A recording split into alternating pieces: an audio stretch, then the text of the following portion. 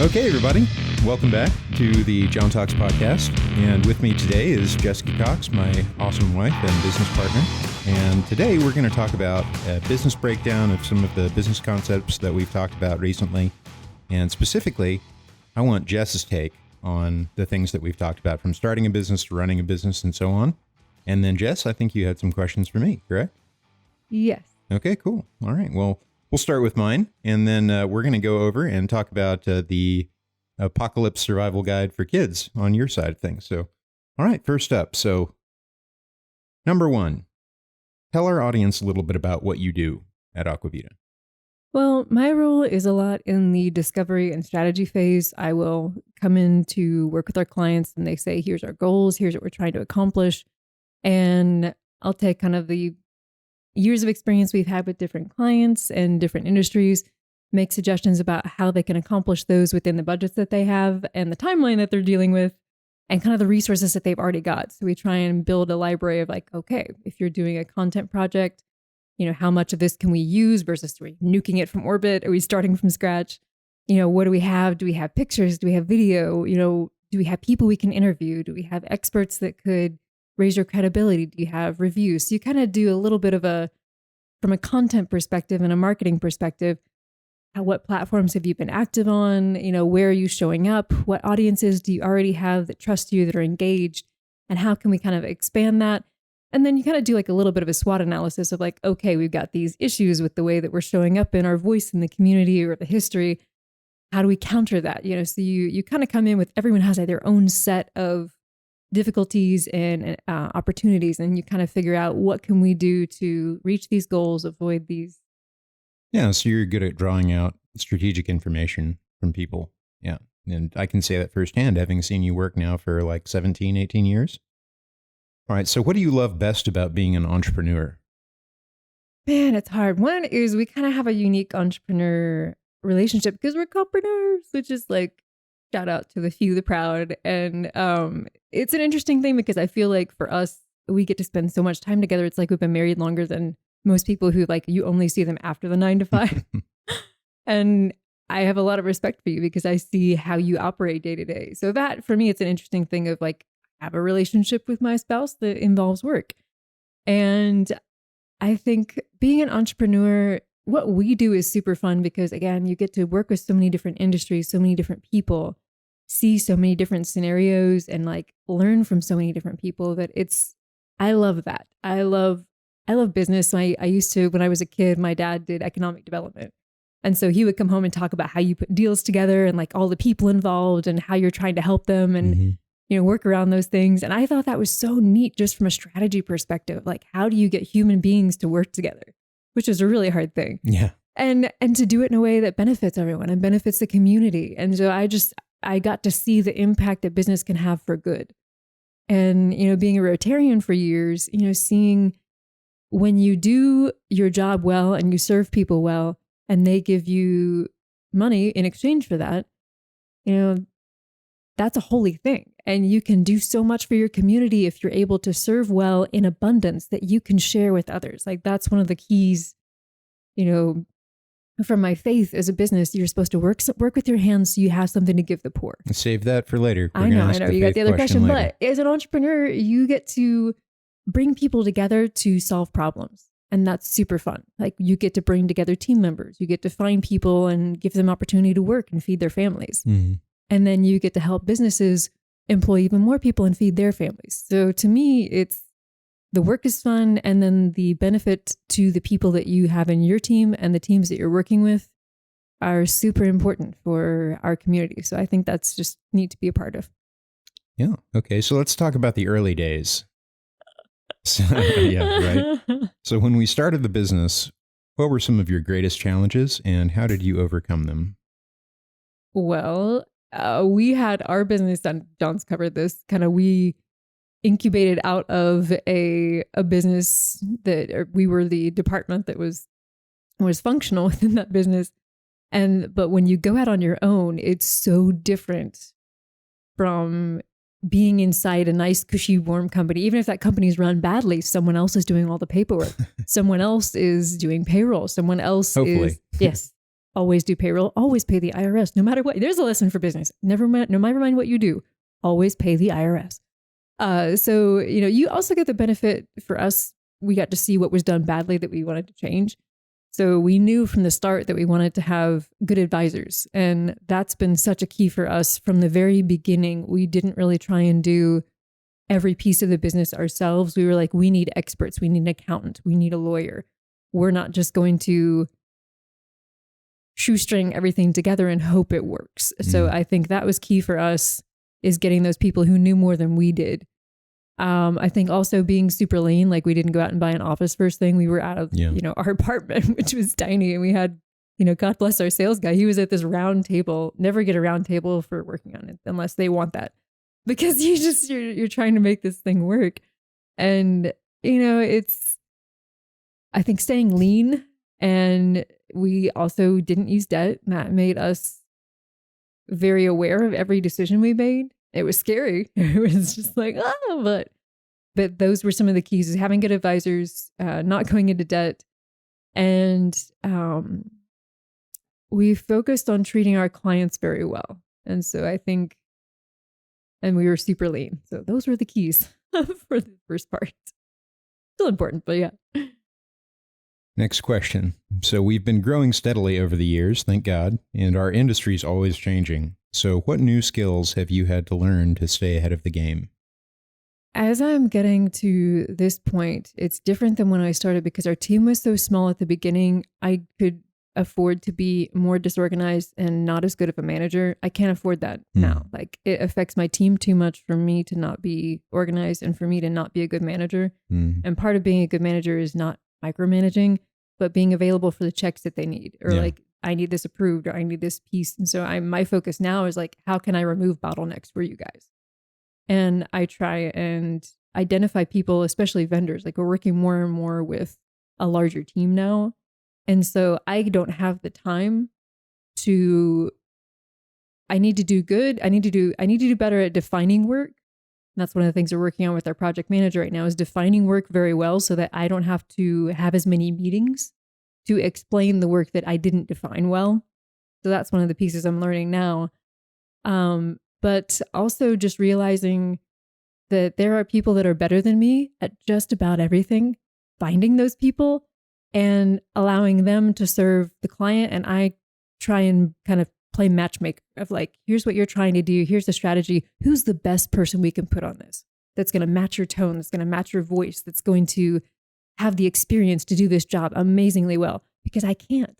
I'm one human. So if you limit yourself to only, I got to do everything, then you're limiting your profitability, you're limiting your opportunities, and you're limiting the results you can deliver to your clients. So that was kind of hard for me. To give you some credit, though, I would say that it's your skill and experience and taste that allows you to do that matchmaking, and then to quality control the work to make sure that it's good, and to analyze the results, and to make sure that they're on point for what the client was expecting. So let's give credit where credit's due. You're so sweet. Let's get married. Okay, so we started having kids 6 years ago. We now have a 5-year-old who's almost 6 and an 11-month-old who's almost 1. So how has that affected your work life, and what changes have you had to make to adapt? Oh my gosh. Well, the parents out there are going to be like, ha ha, ha ha, ha. And the people that don't have kids be like, yeah, I guess it's going to change somewhat. But I did not realize, like, the first kid was just like an atom bomb going off, because your sisters, who both have 4 kids apiece, which to me sounds like complete insanity. I don't know how they do that. It's amazing. But I was like, yeah, I'm thinking it's going to change my schedule a little bit. And they kept laughing. I was like, why are they laughing? What do they know? And, I was thinking there's going to be adjustments. There's going to be changes. I didn't expect, for the women out there who are doing the pregnancy and work and, planning on having kids thing, there is a hormonal, again, atom bomb is the best way I can think of it, but it completely changes your world in a way you cannot even predict or understand before you have a kid. Like, I can't go back to, if I could go back and try and explain to myself, I would not be able to, of like how your world changes once you see that little human that you are responsible for. And like the identity shift and like what you want from life, because I love my job. I still love my job, but I also love my kids fiercely. And that pull of like, I want to spend time with my kids and I want to be at work is so hard. And I think every single family just, and it's, again, it's hard to do on the front end because you don't know how it's going to change things. You may decide, okay, I want to do whatever it takes to be a full-time mom. Or you may say, I love my kids, but thank God for nap time. And I'm going to do whatever it takes to be able to, be there for my family, but also find people that can partner with me so I can maintain my work, because that's very important to me. And there's everything in between. And so it's not so much of an adjustment as a complete life change. And you can put the pieces of your life back together in a new way, but it's not going to be the same as what you had before, and you're just going to adjust. No, it's like your world's going to shatter with that first kid, and you get to figure out how to rebuild it. Because you also don't know what you're getting out the gate. Like our first kid was, relatively easy, but didn't sleep super well. You may get a great sleeper. Ryan, if you're out there, just treasure the gift that you've been given of like the great sleeper kid. And there was an adjustment for us in learning, how do you train a kid to sleep? You can do that. Wow. And all of that, but it's figuring out what's important to you and how to do that well. And that's not a thing you can just adjust and everything's going to work perfectly. It's going to be really messy, especially at first. The second one is difficult in different ways. Like I didn't realize we were in the mascot phase with kid number 1. And I was like, hey, we got this parenting thing. And then we added 2. And I'm like, whoa, there's 2 of them now. And there's good things with that. Depending on if you have close kids, they can really be tight and close together and they learn more diplomacy. If your kids are further apart, they're more helpful. So you kind of have benefits and detriments. I could do a whole show on work and kids, but yeah, in fact I have. But yeah, I would just say keep readjusting, because each phase of life is different too. Because I had a couple years with Mikey before he went to school, and now he's at school, and he's going to be at school for the next, depending how many years, we don't know for sure, but and there is a window where you have to spend that time with your little baby, and it goes so fast. So I would say, like, it feels like a million years when you're in that rocking chair, you're like, we're never getting out. We're going to be here forever, covered in spit up. I'm never getting out. But there's these beautiful moments where you're like, my little baby just, and it's the best thing ever. So just remember it's short and plan accordingly. Next question. You're a Christian. So how does your faith factor into running a business and your skill set in particular? Well, I mentioned earlier, it's, the idea is everyone has something to contribute, even no matter where you're at, what your challenges are, everyone has something to contribute. And so for me, there's an ancient script talks about, everyone should work with your hands. So you have something to give the poor. We've been blessed ridiculously. You live in America. You have opportunities and protections against people taking your land and your personal liberty that many countries don't have, that allow us to build this business, and to serve well and to keep what we earn. We also have the opportunity to do that for other people and to treat them fairly. And that's a sacred obligation of like every team member that we bring on, we are obligated to treat them as an ambassador of Christ. And basically, since I fail at that all the time, it's to say, hey, I'm sorry, I'm human, but this is what I'm called to be. And that's important. I think you've mentioned recently, like the employees that you have at your work spend more time with you than with their families sometimes, depending on how that is. And they depend on you to help them feed their families.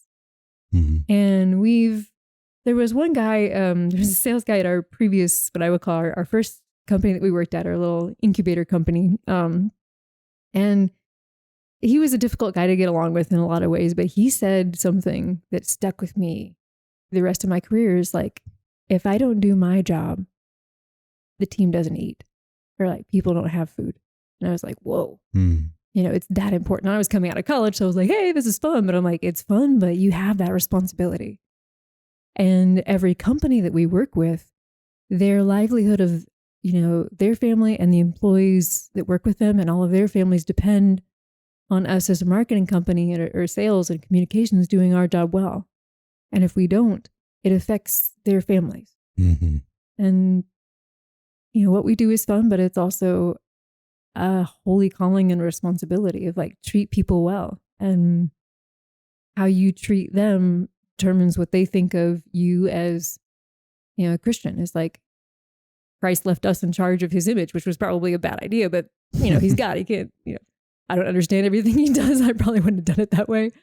But, a lot of that is when you make a mistake, you say, hey, I'm sorry. This is what I've called to do and I didn't do it well. Let me try and make good. And so that's a piece of it. But again, that's a whole show right there in that concept. Next question. What advice would you give to other ladies out there who may want to do what you've done, have a career, run a business, and start a family? Two things initially. Well, three. One, start praying now. Whatever your faith tradition is, start praying now. Because again, you cannot imagine how your life is going to change. But, for me, I follow Christ and I believe there's a, divine presence that actually cares about and, died for us. So he's a little concerned about how we run our lives and wants the best for us. And he will walk with you through those transitions. But don't try and do it on your own strength. I had the difficulty going into this of, I thought I was pretty competent at things, which is hilarious when you get into like being a mom or being a parent. You're like, for me, I didn't work at daycare for or do childcare training for years. I worked on, my other skill sets. And so I'm getting from, hey, I feel like I know how to do my work to now my work involves a, catering business, childcare, cleaning and cooking and all of these things that I have less skills in. And, it's constantly changing. And so for me, it was just like, well, I am weak in these areas and I need a lot of help. And I talked to so many moms to try and get advice on, okay, you are doing this well. How did you do this well in the early stages? What did that look like for you? Especially working moms, which are really hard to find, and looking at what that looks like. So the more I could sort of triangulate from other wise women, how do you do this thing well? And I'm still looking for people that I can ask those questions because life changes. And the other thing is, one of the best advice pieces I've gotten is like, you cannot have it all. So don't kid yourself that you're going to be able to have the perfect, amazing work life and the perfect, amazing family life. You're going to have seasons where things are out of balance. You get to choose what you're going to trade, but you cannot do it all in terms of whatever your vision is of this is perfection, this is amazing. You're not going to be there. But you can have so much joy in the journey and the messiness of what happens and what's possible. So for me, it was really hard letting go of like, my previous life is not possible. I can't do that and be a mom the way I want to be a mom. But something amazing can happen. Something else amazing can happen. So letting go of what I wanted originally and saying, God, what do I do in this season? And that happens about every 6 months because things keep changing. That's good. Next question, life goals. So we are currently reworking our family goals and life goals, and we have yet to sit down and really hash out together as a couple what each of our goals are. So I'm kind of like, jumping the gun, putting you in the spotlight here, but what's next for you? So what are a couple of your next big goals? And even if they're not completely fleshed out, I'd love to hear your proto goals. Well, one of my proto goals is I've finished doing, I don't have it with me, should have brought that over, but kind of my purpose statements for each of the main priority areas of my life. And like, my relationship with God is most important. And then I have an amazing hubby and I want to have adventures and a vibrant relationship in spite of having kids with my hubby and find time that we can just have for us and have our adventures. And, after that, the kids are the priority and making sure that I train them up in the way that, will set them well for the rest of their lives. And then I have family and I want to make time for family. And that's such a hard thing right now because, our family is my biggest priority. But then we have like Gigi, we have a lot of other people that are, orbiting that. And if you don't make time for those relationships and fight for them, they drift. And that's something I've realized, especially with kids, like anything you don't fight for is going to drift away.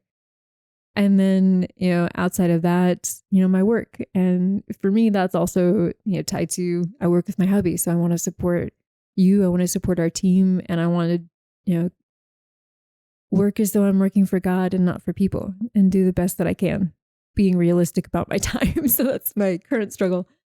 And then, after work, community, I want to be able to show up. And that kind of overlaps with, working community, but to not forsake gathering together with like my friends, with, other believers, with people who are, in my neighborhood, my sphere of people God's brought in my path.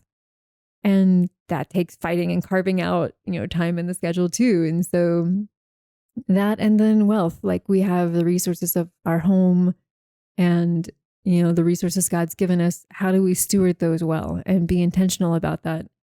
And, that could be little silly things like setting the thermostat a couple degrees different, or, planning retirement and, what we do long term and how do we plan for little guys, education and stuff. So there's a lot of pieces to that I'm kind of reworking because 1 year more brain cells start coming online for your first or second or whatever kid. If you have 4 kids, please call me. I need to interview you. But, that's where I'm at currently in terms of looking at goals and priorities at that level. Okay, so next up, we're going to talk about the Apocalypse Survival Guide for Kids that you've been working on for a while. And I believe you had some questions for me. Well, yeah, the idea with this is you faced a lot of difficult situations through your life. Can you think of one that you faced as a kid? And, what was it and how did God show up? I can think of a lot of things like that from when I was a kid. I think one of the biggest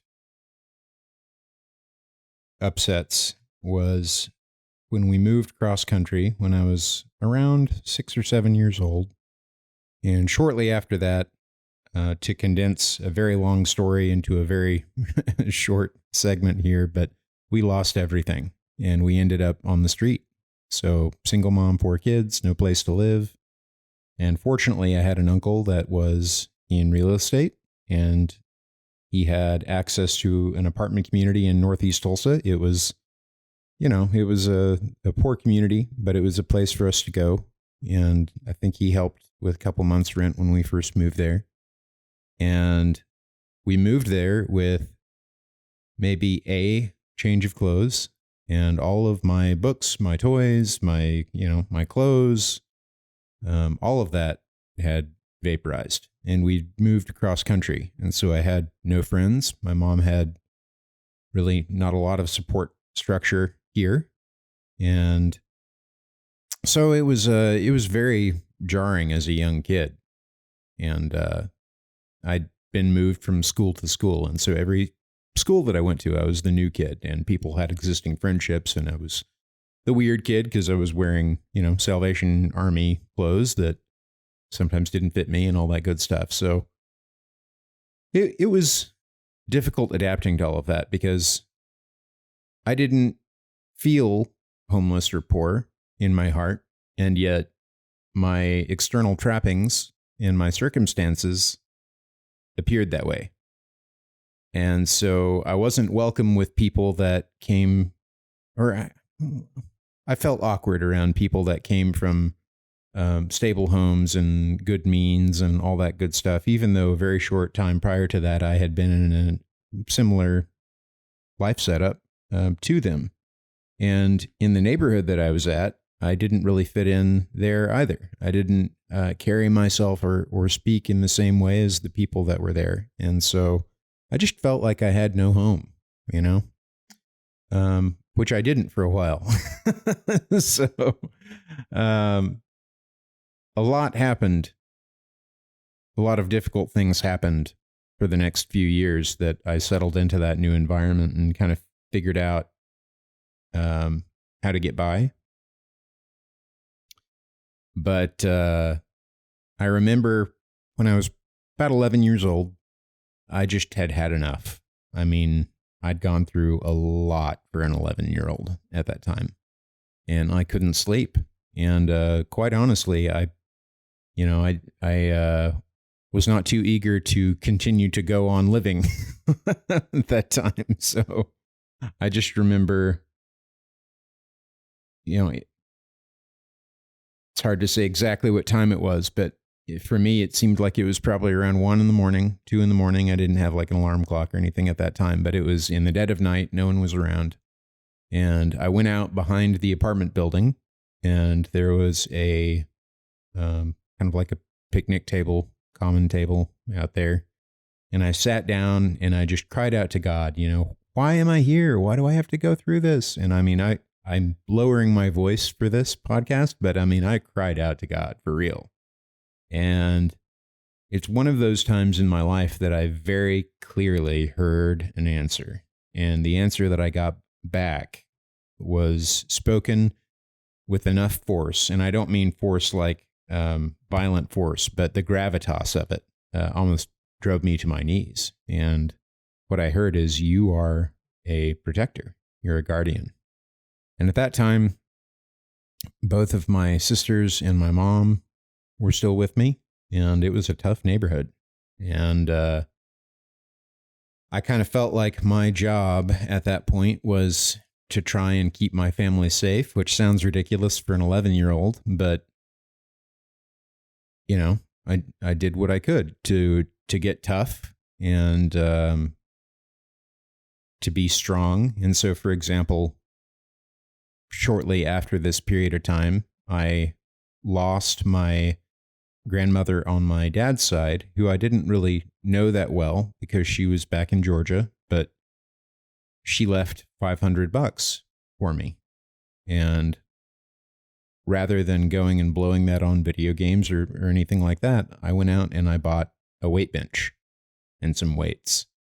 And that mentality, kind of knowing what my purpose was, my purpose is to protect. Well, what do I need to do to protect? I need to get strong. Well, what do I need to do to get strong? Well, I need to be good at strategy and tactics.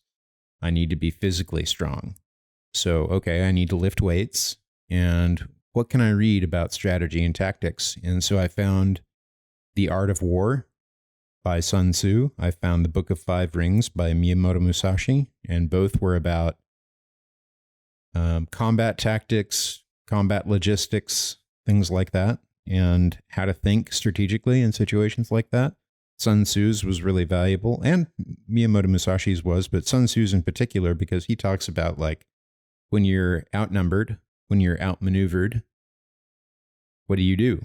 And I was very much outnumbered and surrounded on all sides by circumstances and sometimes people that did not look too favorably at me as an outsider, in a neighborhood that had quite a lot of violence. So yeah, God showed up for me in giving me a clear purpose, and I think equipping me with what I needed. He gave me the body that I have, the brain that I have, and he built me in a way that I was capable to rise to the purpose that he'd given me. So beyond that, I think our relationship with God is heavily informed by the relationship that we've got with our earthly father, which mine is not great. He wasn't present when I was growing up. And so I felt towards God a lot of anger, and for a long time was not really capable of having an emotional relationship with God. My mom would often describe her relationship with God like, oh, when I pray, I just go into my father's throne room and I crawl up into my daddy's lap and it feels like he gives me a big hug. I'm like, I have no idea what it feels like to be hugged by my dad. I cannot relate to that at all. And so the way that I related to God was he was more like my commander, and I was like his lieutenant or captain. I carried out his orders with efficiency, and I did my best to be proficient, and there was joy in that. And as I've gotten older and I've kind of figured out, how to have a relationship with my Heavenly Father, the relationship's gotten deeper, and there is genuine love and joy and affection in my relationship with God. But that took a while to get there. And what would you tell someone who's going through a similar situation that feels to them like the end of the world? I was very lucky in that even though I had these terrible life circumstances happening that sometimes physically put me in danger, definitely mentally and emotionally and spiritually put me in danger, I did have a mom that raised me up to believe in God and that would read the Bible to me and reward me for memorizing scripture at a young age, just like a penny or a nickel or whatever for memorizing scripture. And at the time, as a kid, you kind of think, oh, these are fun stories. Oh, Daniel in the lion's den. Wow, he got thrown in and he didn't get eaten by the lions. But as an adult, as I've gotten older, it really has sunk into me how the Bible really did equip me very well to handle a variety of difficult challenges in my life. And I would just say, if you are going through very difficult circumstances, reach out to God, cry out to God. And it doesn't need to be structured or extremely well thought out. I mean, you can just, as Jim Rohn would say, it's okay to pray angry prayers, frustrated prayers, sad prayers. It's okay to do that. It's a good release for you to release those emotions in the first place, but there is a God and God listens to you and God will give you what you need to get through that stuff. And the Bible is a collection of stories that show a broad gambit of the human experience. So people that have done really well, people that have done horribly, and the consequences of their horrible actions, the rewards for their good actions. And sometimes people do good things and are good people that have horrible things happen to them, and that's relatable, So it's such a rich, deep text, and you can read it your whole life and barely scratch the surface of it. So I would definitely say immerse yourself in a relationship with God because he will give you everything that you need to get through that stuff. Outside of that, because God will meet you, halfway, but you've got to do something. So outside of that, you probably know what you need to do to get to the next step. You probably have some inkling. And I think a lot of people know what they need to do, but for whatever reason, they don't do it, or they do it too late, or they do it too little. And so I would just say, rather than,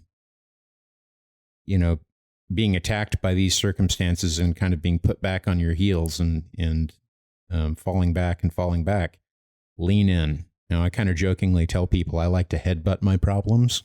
So it's like, if you can push into the problem, even people that are aggressive towards you or that bully towards you, quite often those people, if you stand your ground and lean forward a little bit, they're not used to that. They weren't expecting that. And very often what they're doing is a lot of posturing and bluster, So I would just encourage you to be bold. And one of my favorite scriptures is, God has not given us a spirit of timidity or fear, but of boldness and of a sound mind. So keep your wits. Do what you can to work hard and gain the skills that you need to gain, whatever that may be, whether it's a strong body or a strong mind or both. There's an expression in Miyamoto Musashi's Book of Five Rings, Bunbu Ichi, which means pen and sword in accord.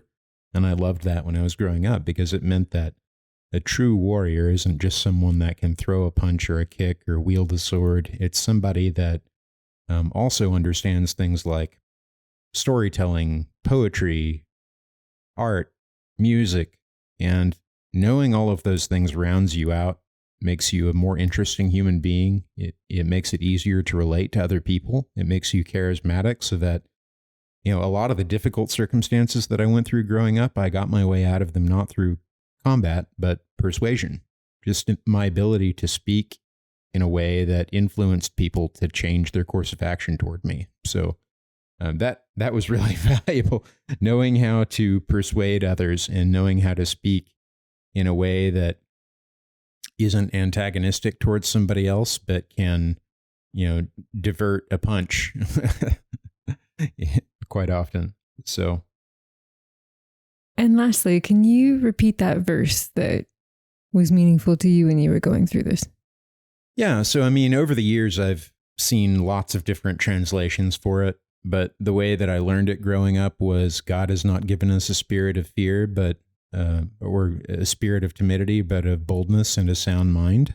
And there's lots of different ways of translating that. But another one that is kind of similar to it is, whatever you do, do it with all your power, all your heart, all your soul, and all your power. And those two scriptures together are powerful to me. And if you add, I can do all things through Christ who strengthens me, that's a good trio to live by. God has not given us a spirit of timidity or fear, but of boldness and a sound mind. Whatsoever you do, do it with all your power. And I can do all things through Christ who strengthens me. That just you feel powerful just saying it, as I'm sitting here, I can feel my muscles, Yeah. So that's what I would say is just repeat those things.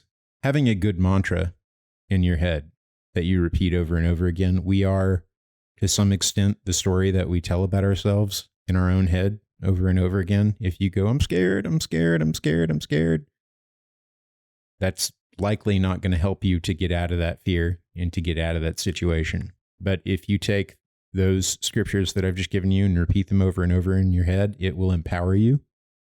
It will make you feel as if you can take on any obstacle that life throws at you with God's help. So.